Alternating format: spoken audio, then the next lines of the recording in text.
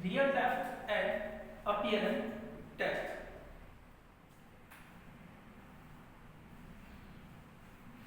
Real depth हमने refraction of light में पढ़ा था कि रिफ्रैक्शन ऑफ लाइट में पढ़ा था कि जब लाइट एक मीडियम से दूसरे मीडियम में पास आउट होती है या तो ट्रैवल करती है तब वो नॉर्मल से बैंड होके या तो नॉर्मल के टुवर्ड बैंड होती है या तो फिर क्या होती है नॉर्मल से अवे बैंड होती है। मतलब ये हुआ कि अगर लाइट रेज एक मीडियम से दूसरे मीडियम में जाने के लिए बैंड हो रही है तो इमेज भी उसकी कहीं ना कहीं अलग जगह पर मिलेगी। इमेज अलग जगह पर मिलेगी मतलब जो दूरी है, जो डिस्टेंस है, या तो हम बोल सकते हैं कि जो हाइट है या तो डेप्थ है वो रियल एक अलग रहेगा और लाइट के बैंड होने के बाद जो नया इमेज क्रिएट हुआ वो अलग रहेगा और इसे बोलेंगे अपीयरेंट डेप्थ या तो अपीयरेंट हाइट। टॉपिक है हमारा रियल डेप्थ एंड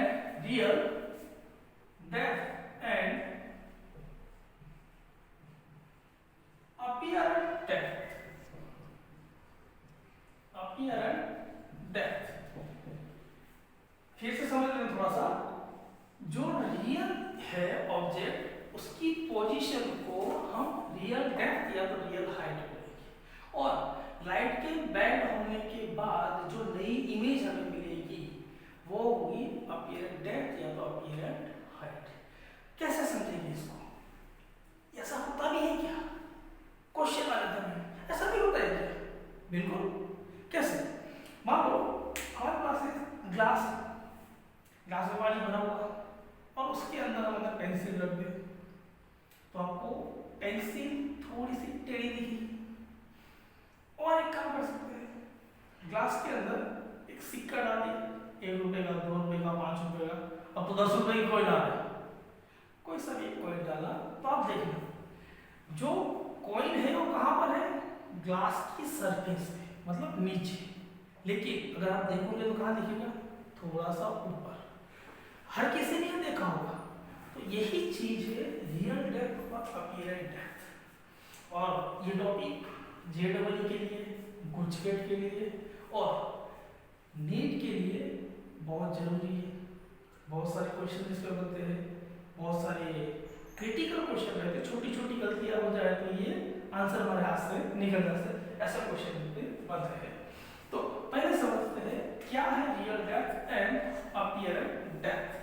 तो मान लो कि हमारे पास एक मीडियम है, ये सरफेस बाउंड्री है, मतलब जो दो मीडियम क्या कर रही है? डिवाइड कर रही है। यहाँ मान लो कि डेंसर मीडियम है, मान लिया कि पानी है हमारे पास, वाटर। यहाँ मतलब ये पानी का सरफेस जो है मान लो कि टैंक या तो ग्लास है और यहाँ सरफेस पे एक कॉइन रखा है, ठीक है? समझ आ रहा है? कॉइन है, सिक्का रख दिया हमने और हम ऊपर से देख रहे हैं, मतलब पानी में से देख रहे हैं, तो उसकी हाइट जहां मिलेगी ये है इसकी रियल डेप्थ, मतलब जहां पर सही में वो पड़ा हुआ है ये हमारा रियल डेप्थ। और यहां से एक रेंज निकली ऑब्जेक्ट से, स्ट्रेट सीधी निकल गई। दो मीडियम चेंज होने के बाद भी, कैंसर मीडियम और रेयर मीडियम होने के बाद भी अगर कोई light rays directly perpendicular strike करती है सरफेस से तो वो बैंड नहीं होगी। फिर से याद रखना, अगर दो मीडियम अलग अलग है, एक रेयर है एक डेंसर है, लेकिन सरफेस पर अगर कोई लाइट डायरेक्टली परपेंडिकुलर हिट करती है तो बैंड नहीं होगी। इसको परपेंडिकुलर इंसिडेंस भी बोलते हैं। परपेंडिकुलर इंसिडेंस मतलब 90 के एंगल पे इंसिडेंट होना। हमने शायद आपको याद हो तो टोटल इंटरनल रिफ्लेक्शन में एक रेज ऐसे भी निकाली थी जो सीधी ऊपर गई थी। अब दूसरी रेज की बारी, दूसरी रेज यहां से निकालते हैं,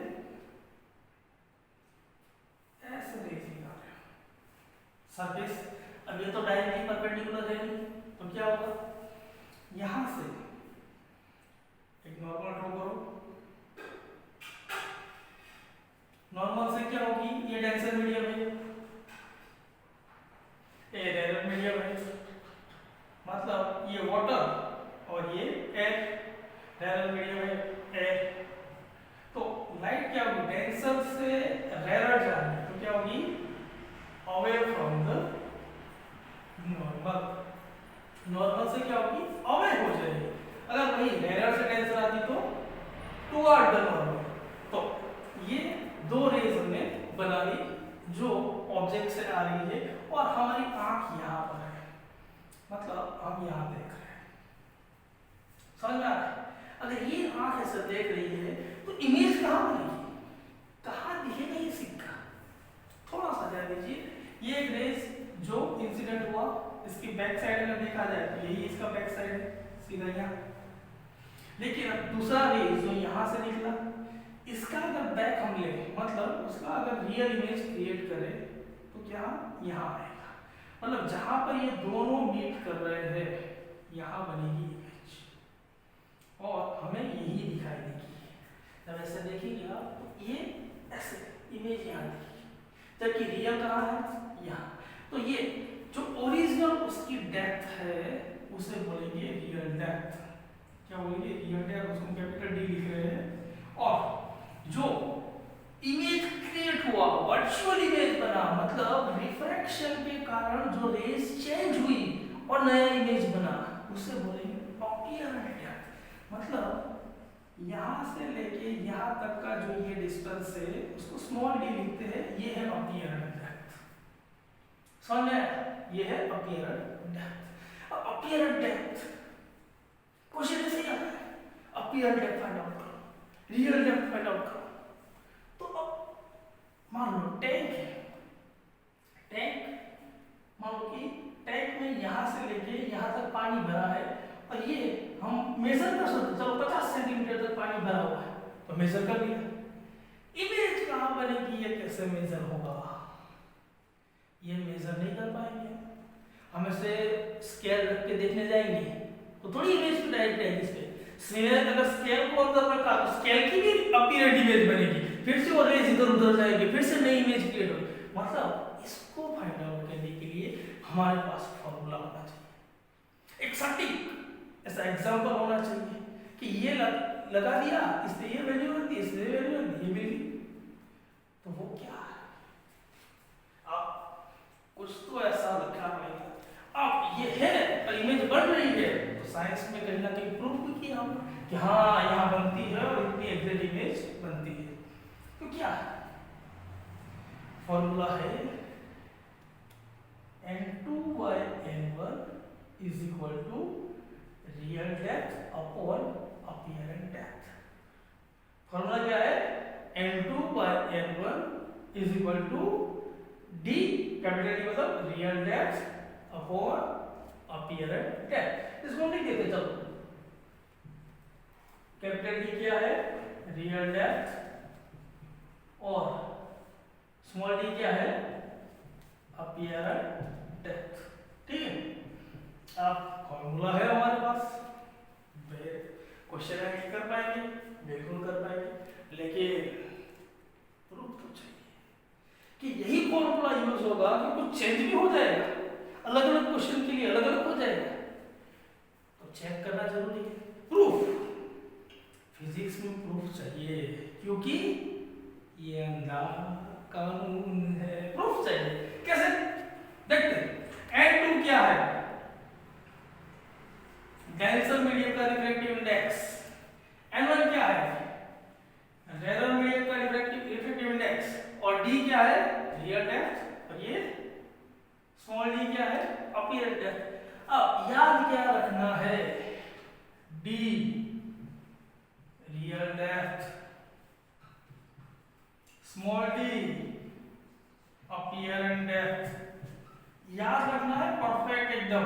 N2 क्या है, N2 refractive index, refractive index, refractive index of light from where it's coming, मतलब जहां से वो आ रही है। याद रखना ये चेंज भी हो सकता है, मतलब कि ये नहीं लिखना है कि डेंसर मीडियम को ही N2 लेना है, नहीं, डेंसर मीडियम को N2 लेना है ऐसे याद नहीं रखना है। याद क्या रखना है, N2 मतलब जहां से लाइट आ रही है। मतलब ये भी याद नहीं रखना है कि ऑब्जेक्ट है उस मीडियम का रिफ्लेक्टिव इंडेक्स, नहीं, ऑब्जेक्ट ऐसा भी हो सकता है कि हमको ना दिखाई दे, तो क्या याद रखना है, N2 मतलब लाइट जहां से आ रही है। N2 मतलब क्या है, लाइट जहां से आ रही है, ठीक है। और N1 क्या मतलब, लाइट जहां जा रही है। याद कैसे रखना है, N2 मतलब लाइट जहां से आ रही है, मतलब जहां से लाइट आती है उसको ऊपर रखना है। यहां से आ रही है, देखो कॉइल के पास से हमारी आंख तक आ गई, ऐसे ऐसे, तो N2। N1 क्या, जहां आ रही है, कहां आ रही है, एयर में आ रही है, तो इसलिए N1, ठीक है। अब इसको प्रूफ देते हैं, प्रूफ कैसे देंगे, थोड़ा सा यहाँ ध्यान दीजिए। प्रूफ क्या आ गया, D, कैपिटल D क्या है, real depth, small d apparent depth. N2 क्या है, जहां से लाइट आ रही है, refractive index of those medium from where light is coming. और N1 क्या है, refractive index of those medium, that medium where light is coming, ठीक है। अब दूसरी बात, सबसे महत्वपूर्ण बात, कुछ लोग ये सोचेंगे कि आंख हमारी यहाँ है, आपने ये मेजर किया, आंख हमारी यहाँ है, ये मेजर किया, तो सब आंख ऐसे रखनी है क्या, ऐसे ना, आंख कहीं पर भी हो उससे कोई मतलब नहीं है। ये डेप्थ कहाँ से मेजर होगी, कहाँ से, बाउंड्री से, मतलब जहां तक पानी भरा हुआ है वहां से। ये सबसे ज्यादा जरूरी पॉइंट है, सबसे याद रखना है। अब इसको हम प्रूफ करते हैं, कैसे प्रूफ, इसको मिटा देते हैं, फिर से बनाते हैं, अच्छा हुआ। देखिए यहाँ पे हमारे पास है एक ये सरफेस, यहाँ पर डेंसर मीडियम है नीचे का, ठीक है। अगेन वही इमेज यहाँ पर कहीं कॉइन रखा है, ठीक है। अब मेरी बात, यहां से एक रेज हम सीधी ऊपर जाने देंगे, ठीक है। अगर परपेंडिकुलर जा रही है सरफेस से तो बेंड होगी नहीं, एक बात। दूसरी, एक रेज यहां जा रही है, ठीक, ये रेज यहां परपेंडिकुलर ड्रॉ करो। अगर परपेंडिकुलर ड्रॉ किया है तो ये परपेंडिकुलर लाइन, ये परपेंडिकुलर इंसिडेंट लाइन की क्या हो जाएगी, पैरेलल। तो यहां से रेज ऐसे अवे फ्रॉम द नॉर्मल हो गया। अब इसका अगर बैक साइड लिया जाए, मतलब रेज को आप इंक्रीज करो, डिक्रीज करो, रेज को आप पीछे से ले रहे हैं, तो क्या होगा, यहां पर हमें मिलेगी इमेज, ठीक है। ये हुआ ऑब्जेक्ट, ये हुई इमेज। अब सरफेस से लेके यहां तक, मतलब जहां ऑब्जेक्ट है, ये डिस्टेंस को क्या बोलेंगे हम, कैपिटल डी, ठीक है। और जहां पर इमेज बनी है, सरफेस से लेके जहां इमेज बनी है वहां तक का जो एरिया है, मतलब डिस्टेंस है, उसे क्या बोलेंगे, स्मॉल डी, ठीक है। अब ये जो डिस्टेंस है यहां से यहां, इसको मान लो कि x, कितना है, x, ठीक है। अब थोड़ा याद ध्यान दीजिए, अगर लाइट यहां आ रही है और नॉर्मल से ऐसे जा रही है, तो ये एंगल कितना हुआ, इंसिडेंट एंगल पाई, ठीक है। या तो हम लिख सकते हैं थीटा आई, ठीक है। तो ये कितना एंगल हुआ, थीटा आर, या तो हम सिंपली आर में लिख सकते हैं। अब देखो यहां ये क्या हो रहा, ये मतलब यहाँ से लेके ये लाइन और ये, तो ये एंगल क्या है थीटा आई, तो ये भी कितना होगा थीटा आई। अल्टरनेट एंगल, मैथ्स वाले अच्छे समझ जाएंगे क्या हुआ अल्टरनेट एंगल। और ये ऐसा स्ट्रेट लाइन भी है, ठीक है, तो ये थीटा आर है, तो ये कितना होगा थीटा आर। मैथ्स में हमने पढ़ा होगा कि दो पैरेलल रेज ऐसे हैं और ऐसे लाइन काटती है, तो यहाँ एंगल थीटा आर, तो ये एंगल भी थीटा आर। समझ में थीटा आर दोनों।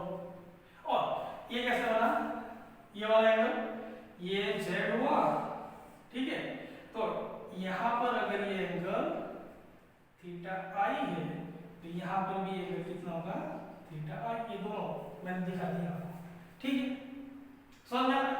तो मेन बात क्या है अब कि स्नेल्स लॉ अगर लगाया जाए, स्नेल्स लॉ क्या था हमारे पास, according to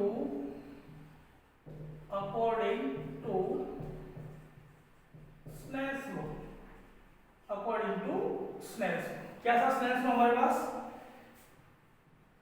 n1 sin theta i is equal to n2 sin theta r, यही था स्नेल्स लॉ। अब यहां पर n1 मतलब जहां पर इंसिडेंट एंगल है, तो ये यहाँ जो रिफ्रैक्टिव रेज हमारे यहाँ रिफ्रैक्टिव रेज कितना है n2, जहां से लाइट आ रही है, जहां लाइट जा रही है n1, ठीक है, तो ये कितना होगा यहाँ n2 हो जाएगा, और ये क्या हो जाएगा n1 के हिसाब से ये n1। अब मेन बात, दूसरी बात, महत्व की बात, ये जो लाइट है, ये जो लाइट है वो कैसे हो जाएगी छोटी, मतलब यहाँ एकदम अगर देखा जाए, मतलब ग्लास इतना सा रहता है, तो कोई जहाँ रखा है वैसे देखेंगे, फिर लाइट ऐसे दूर को थोड़ी ना होगी, नजदीक होगी, नजदीक होगी मतलब क्या होगा पैरेक्सियल रेज होगी, मतलब नजदीक होगी। तो since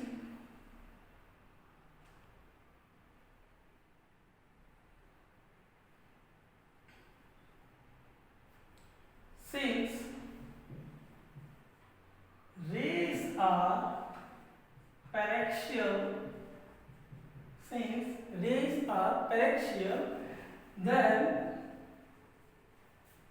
angle should be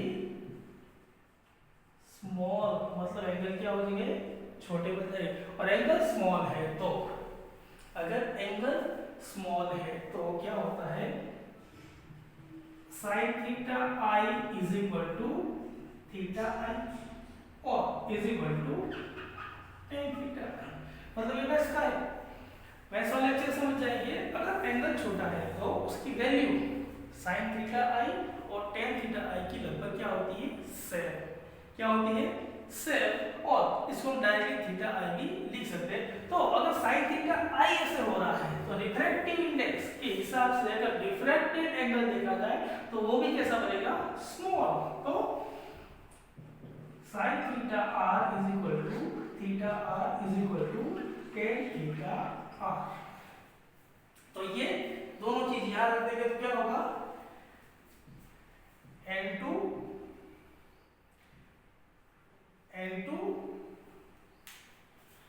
tan theta, क्या हो जाएगा n2 tan theta i is equal to n1 tan theta r, ठीक है। अब tan थीटा मतलब tan theta i, tan theta i कौन से, यहां पर tan थीटा i क्या हो रहा है अपोजिट साइड अपॉन परपेंडिकुलर, मतलब n2 tan थीटा i क्या होगी opposite side x upon perpendicular कितना है b is equal to n1 as it is, n1 क्या होगा एज इट इज, और tan theta r, tan theta r ये रहा tan थीटा r, ये ट्राइंगल तो यहाँ पर भी tan theta r opposite side upon perpendicular, तो ये परपेंडिकुलर कितना है स्मॉल d, तो मतलब यहाँ हो जाएगा x अपॉन स्मॉल d।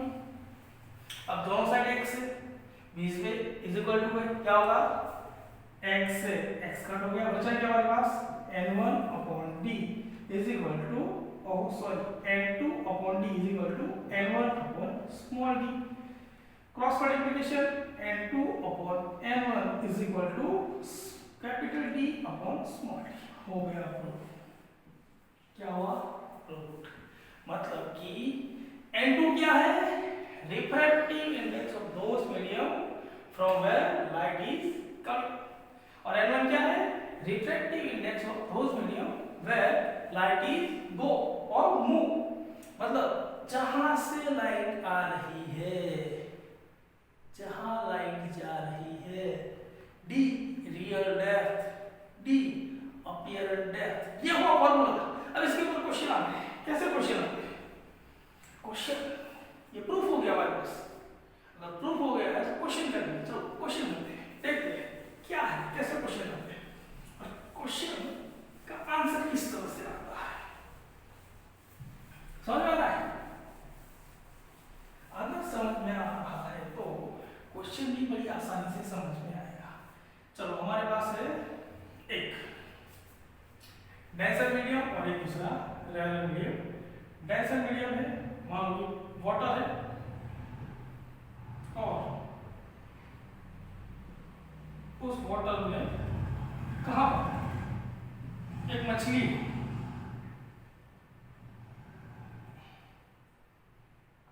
ठीक है, ये है मछली, दिखाई दे रही है आपको मछली। ये मछली यहाँ पर लगभग 24 सेंटीमीटर डेप्थ में है, कहां से सरफेस से, कितनी है 24 सेंटीमीटर डेप्थ में, तो ये इसकी क्या होगी रियल डेप्थ, समझ में आ रहा है क्या होगी ये रियल डेप्थ। और यहाँ पर एक बर्ड है, चलो बर्ड है ये बर्ड इस मछली को देख रहा है, बर्ड ये मछली को देख रहा है और वो लगभग 36 सेंटीमीटर ऊपर है सरफेस से, कितना है 36 सेंटीमीटर ऊपर। तो बर्ड को ये मछली कितनी दूर दिखेगी, मतलब find the apparent depth of fish, apparent depth of fish as seen by bird, मतलब वो पंछी को, मतलब बर्ड से मछली अगर देख रहा है बर्ड उस मछली को तो कहाँ दिखेगी, उसकी हाइट क्या होगी, ये फाइंड आउट करना है। सबसे पहले दिया हुआ है हमें वाटर का, मतलब रिफ्रैक्टिव इंडेक्स μ2 या तो लिख सकते हैं n2, कितना है 4/3, इतना दिया हुआ है क्वेश्चन में दिया हुआ है, और यहाँ एयर है तो एयर n1 दिया हुआ है कितना 1, ठीक। अब फाइंड आउट करते हैं क्वेश्चन, बड़ा सिंपल क्वेश्चन, बड़ा इजी क्वेश्चन, लेकिन समझने के बाद पता चलेगा कि कितना इजी है। फॉर्मूला क्या है हमारा n2 जहां से लाइट आ रही है, n1 जहां लाइट जा रही है, is equal to d real depth upon small d क्या अपीयरेंट डेप्थ। अब n2 जहां से लाइट यहां से आ रही है ना, यहां से लाइट ऐसे जाएगी तब जाके ये बर्ड को दिखेगी, ऑब्जेक्ट तो ये हुआ, ये है ऑब्जेक्ट। अब इसकी इमेज कहां बनेगी वो देखना है, तो n2 इसका रिफ्लेक्टिंग इंडेक्स कितना है 4/3, ठीक, अपॉन n1 कितना है 1 is equal to real depth, सही में उसकी डेप्थ कितनी है 24 सेंटीमीटर अपॉन स्मॉल d, मतलब कहां दिखेगी वो हमें फाइंड आउट करना है। 1 कोई वैल्यू नहीं है, क्या होगा by 3 is equal to 24 upon D. Cross multiplication करें डी आ जाएगा तो d is equal to 24 into 3 divide by 4। Divide करें 4 26 कितना होगा d इज इक्वल टू 6 3 या 18 सेंटीमीटर। 18 सेंटीमीटर ये क्या है अपीयरेंट डेप्थ। मतलब ये मछली यहाँ 18 सेंटीमीटर पे कहीं यहाँ पर ऐसे दिखेगी, ऐसे उसकी इमेज बनेगी, मछली यहाँ दिखेगी, उस बर्ड को यहाँ कहीं मछली दिखेगी थोड़ी सी ऊपर, जहाँ है उससे थोड़ी सी ऊपर, ठीक है। लेकिन क्वेश्चन क्या है हमारा, देखो बच्चे यहाँ गलती करते हैं, ऑप्शन दिया है क्या हमें, जैसे कि ए 20 सेंटीमीटर, बी 18 सेंटीमीटर, सी मतलब 18 सेंटीमीटर हमें जो मिला वो हमें दिया हुआ रहेगा। सी जैसे कि हमें दिया हुआ है 8 वाला 54 सेंटीमीटर और डी 60 सेंटीमीटर, इस ऑप्शन दिए हैं। ठीक, तो ज्यादातर बच्चे क्या करेंगे, यहाँ तक कैलकुलेशन किया लेकिन क्वेश्चन क्या है, find the apparent depth of the fish as seen by bird। मतलब बर्ड से तो बर्ड से कितना हुआ क्वेश्चन समझे, apparent depth of fish as seen by bird। तो बर्ड कितना दूर है 36 is equal to 36 plus apparent depth कहां पर आई 18, तो 8 से 14 ये 54 ये है उसका आपका डी 54 सेंटीमीटर। मतलब आंसर ये सही था, जिन्होंने ये लिखा वो क्या हो गए रॉन्ग। ये गलतियां होती है और ये गलती नहीं होनी चाहिए। अगर सिर्फ पूछा है सिर्फ फीस का आप अपीयरेंट डेप्थ दिखाओ तो ये सही, लेकिन बर्ड से फीस कितनी दूर है अगर ये पूछा है तो कितनी है, समझ में, ये है क्वेश्चन। मेरे हिसाब से आप अच्छे से समझ पा रहे हो क्या क्वेश्चन है।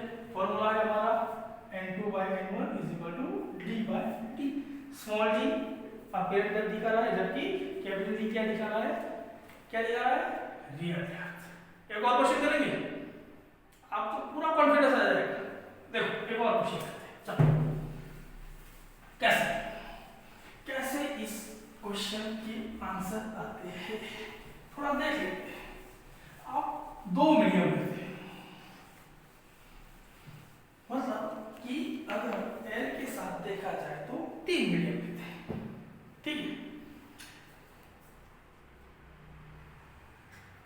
एक मीडियम है, ठीक है, मतलब चलो ग्लास, ये है ग्लास और ये ग्लास की जो हाइट है वो हाइट है 10 सेंटीमीटर, ठीक, कितने है 10 सेंटीमीटर। अब ये ग्लास है, ग्लास के नीचे 10 सेंटीमीटर पे एक ऑब्जेक्ट है और देखना कहां से है, ग्लास के ऊपर से, मतलब चलो यहाँ है हमारी आंख, ठीक, कितनी दूर है ये भी लिख लेते हैं। चलो ये है 10 ये चलो 20 सेंटीमीटर ले लेते हैं इसको, 20 सेंटीमीटर। ये ऑब्जेक्ट, ये जो ऑब्जेक्ट है 10 सेंटीमीटर दूर कांच के नीचे है, ग्लास के नीचे है, इसकी अपीयरेंट डेप्थ मिलेगी, कहाँ मिलेगी, कैसे फाइंड आउट करना है, तो आप क्रिटिकल हो गया। ऐसे ही क्वेश्चन है, जब पेपर टफ करना होगा ऐसे ही क्वेश्चन है, कैसे क्या करेंगे, मतलब कि यहाँ से देख रहे हैं ग्लास के अंदर नहीं, ऑब्जेक्ट तो ग्लास से भी नीचे, तो कैसे, अब 2 सरफेस काम करना पड़ेगा हमें। कैसे दो सरफेस पे, एक तो ये मान लो जो ऑब्जेक्ट की साइड से देखिए तो ये फर्स्ट सरफेस, ठीक है, और दूसरा क्या होगा ये सेकंड सरफेस। अब दो सरफेस पे काम करना है तो दो बार हमको अपीयरेंट डेप्थ फाइंड आउट करनी पड़ेगी। कैसे, यहाँ ये एयर है, एयर का हमें L1 दिया हुआ है 1, ये ग्लास है, ग्लास का दिया हुआ है N2 = 1.5 और ये एयर है फिर से, तो एयर का L1 कितना होगा 1। बहुत बार एयर का दिया हुआ नहीं होता है तो हमें याद रखना है कि एयर का कितना होगा 1। रिफ्रैक्टिव इंडेक्स, ठीक। फर्स्ट सरफेस से बात करेंगे, फर्स्ट सरफेस या तो फर्स्ट फेज में हम बात कर सकते हैं, फर्स्ट फेज सेकंड फेज ऐसे। तो यहाँ फॉर्मूला क्या है, N2/L1 = D/D। अब ऑब्जेक्ट की दूरी कितनी है, डेप्थ, अगर ऑब्जेक्ट का D देखा जाए तो कितना है, ये है D 10 सेंटीमीटर, ठीक है। और यहाँ N1 जहां से लाइट आ रही है, लाइट कहां से आ रही है N1 से, N1 मतलब जहां से लाइट आ रही है उसका रिफ्रैक्टिव इंडेक्स कितना होगा 1 अपॉन जहां लाइट आ रही है, कहां आ रही है, यहाँ ग्लास में आ रही है, तो 1.5 = D कितना है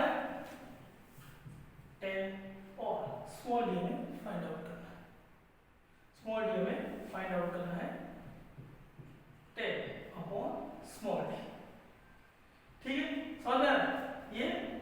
चलो यहाँ लिखते हैं N1 कितना है 1 और ये 1.3 1.5 जहां लाइट आ रही है = ये 10 और ये स्मॉल d को अगर इस तरह ले जाओ तो T = 10 × 1.5 कितना होगा, D = 15 सेंटीमीटर।